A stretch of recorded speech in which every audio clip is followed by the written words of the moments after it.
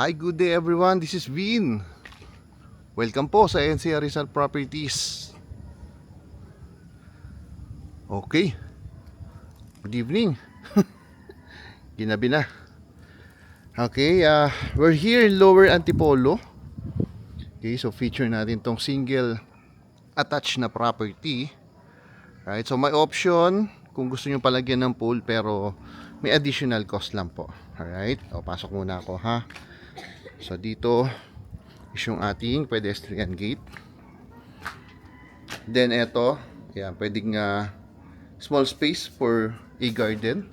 And dito, not sure, pero may nakikita akong wirings. So malamang may lighting fixtures. Alright. So ito yung parking space. Sarado ko yung gate pala. Wait lang ha.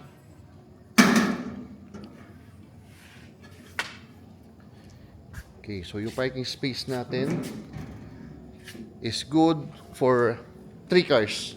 Okay.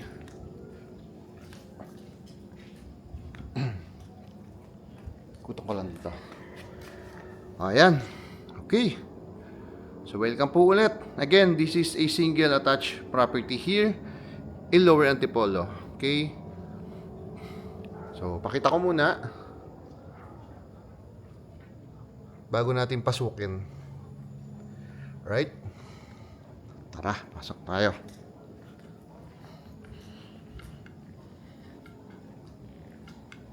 Okay, so the lot area is 220 square meter po. Okay, lot area is 220 square meter and this is a high ceiling yung ating living area, right? So yan, palagyan natin ng chandelier. Okay. Oops, yung ating digital lock. Smart lock natin. Ang maganda pa dito, yung mga doors, even dun sa mga bedrooms, is a solid door po. Okay. So yung taas, pasensya na kayo, kulang-kulang pa eh. May mga tinatapos pa. Okay, so dyan sa taas, magkakaroon ng glass dyan. So yung harang, sa madaling salita.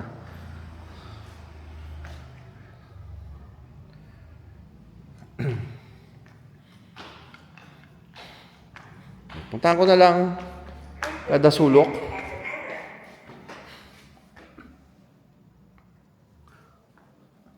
So basically, di ba mayroon tayong high ceiling. So dyan yung ating magiging living area.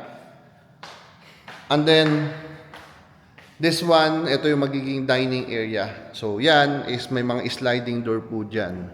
Okay? So, yan, hinahangin-hangin pa. Sliding door yan, yung mga yan. Then, dito is magiging kitchen area. Okay? So, yan, kitchen area natin dito. Hindi pa lang po nakakabit. And then, dito meron tayong dirty kitchen. Paki-disregard na lang muna, pasensya na. At may mga gamit pa. Dito na rin ako dadaan. Pero dito yung ating dirty kitchen. Okay. So, ito is provision for a swimming pool. Yan, yung area na yan. So, kung gusto nyo palagyan ng swimming pool, mag-a-add cost po kayo. Right? Hindi ko lang sure kung magkano po. So, kayo po, makikipag-usap dun sa mismong owner nito. And then, meron po tayo ditong den. Ayan, with toilet and bath na po yan. So, depende sa inyo. Pwede nyo gawing entertainment area. Diba? Or, pwede rin naman guest room. Okay?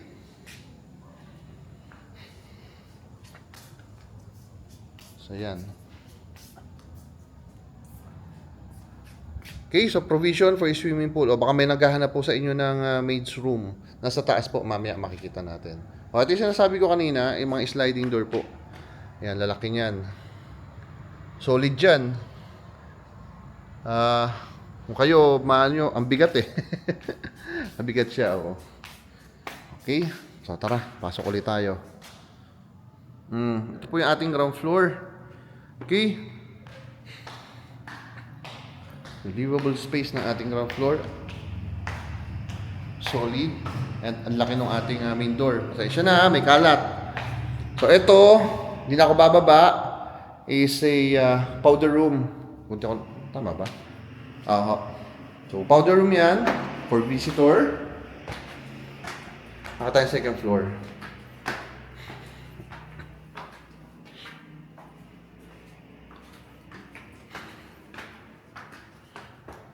Okay, dito sa second floor, we have 3 bedrooms.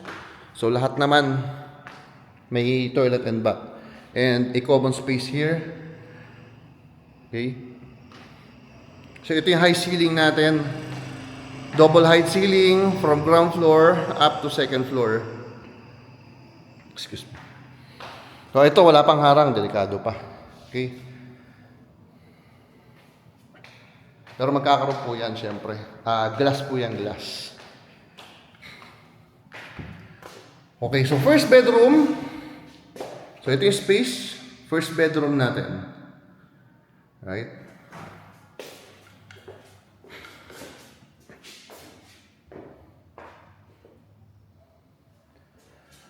And, may sarili siyang toilet and bath. Sabi ko sa inyo, lahat po dito, may kanya-kanyang, may private bathroom for each bedroom. So, first bedroom. Lipat tayo dito sa ating second bedroom. Mas malaki po ito compared doon sa ating first bedroom dito sa second floor. Ayan yung space niya. Okay. And sariling toilet and bath. Actually, ito yung cabinet niya. Right? Ayan.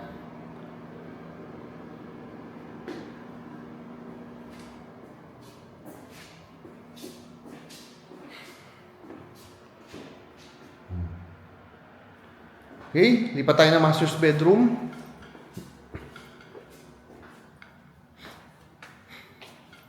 Ayan, no? Solid doors po lahat. Even sa mga bedrooms natin. Okay?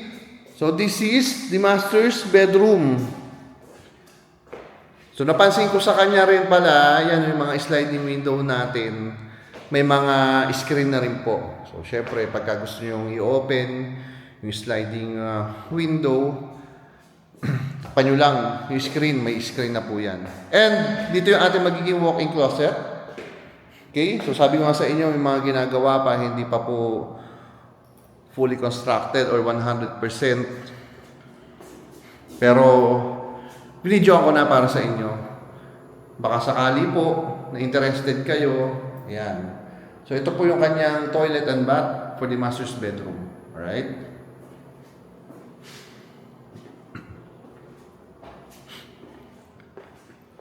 Tara, akit tayo ng third floor.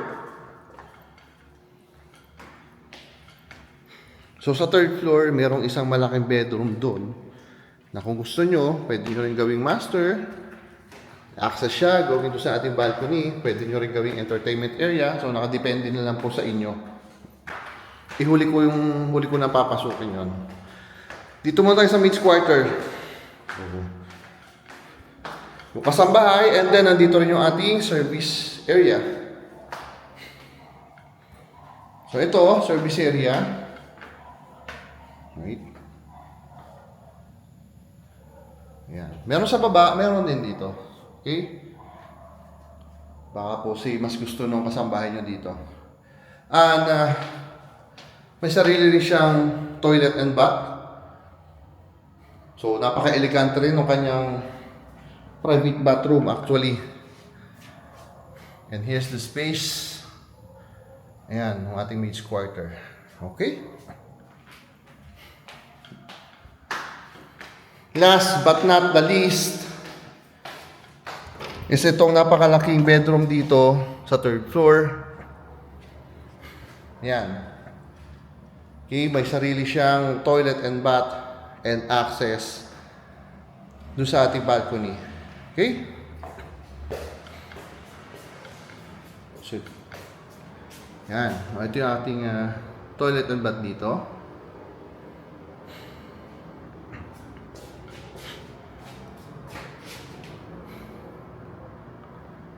Right? Yan. Laking bedrooms, no? Laking bedroom dito. And, yung ating balcony. Okay? Lamig.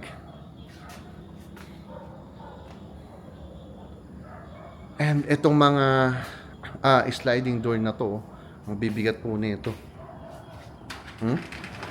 Bigat siya actually. Tapos, ito, may screen na rin. Okay, so pwede nyo i-open, pahangin. O yan, ito. Yan yung screen. O, yan. Ayan siya. So na ha. Putin ko lang yung balcony natin. Ganda dito.